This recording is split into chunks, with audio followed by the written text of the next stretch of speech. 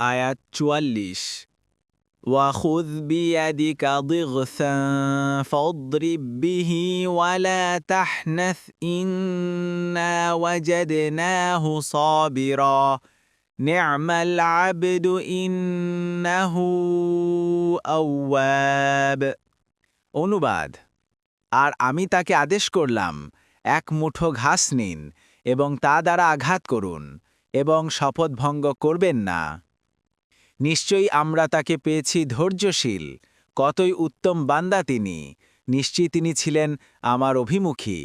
তফসির ১ নং ফুটনোটের বিবরণ, ইবনে আব্বাস রাদিয়াল্লাহু আনহুমা থেকে বর্ণিত যে আয়ুব আলাইহিসসালামের অসুস্থতার সময় একদা শয়তান চিকিৎসকের বেশে আয়ুব আলাইহিসসালামের পত্নীর সাথে সাক্ষাৎ করেছিল। তিনি ওকে চিকিৎসক মনে করে স্বামীর চিকিৎসা করতে অনুরোধ করেন। শয়তান বলল, এই শর্তে চিকিৎসা করতে পারি যে আরোগ্য লাভ করলে এ কথার স্বীকৃতি দিতে হবে যে আমি তাকে আরোগ্য দান করেছি। এই স্বীকৃতিটুকু ছাড়া আমি আর কোনো পারিশ্রমিক চাই না। স্ত্রী আইয়ুবকে এ কথা বললে তিনি বললেন, তোমার সরলতা দেখে সত্যি দুঃখ হয়, ও তো শয়তান ছিল। এ ঘটনার বিশেষত তার স্ত্রীর মুখ দিয়ে শয়তান কর্তৃক এমন একটা প্রস্তাব তার সামনে উচ্চারিত করানো বিষয়টা তিনি স্বাভাবিকভাবে গ্রহণ করতে পারলেন না। তিনি খুব দুঃখ পেলেন, কারণ প্রস্তাবটা ছিল শিরকিতে লিপ্ত করার একটা সূক্ষ্ম অপপ্রয়াস।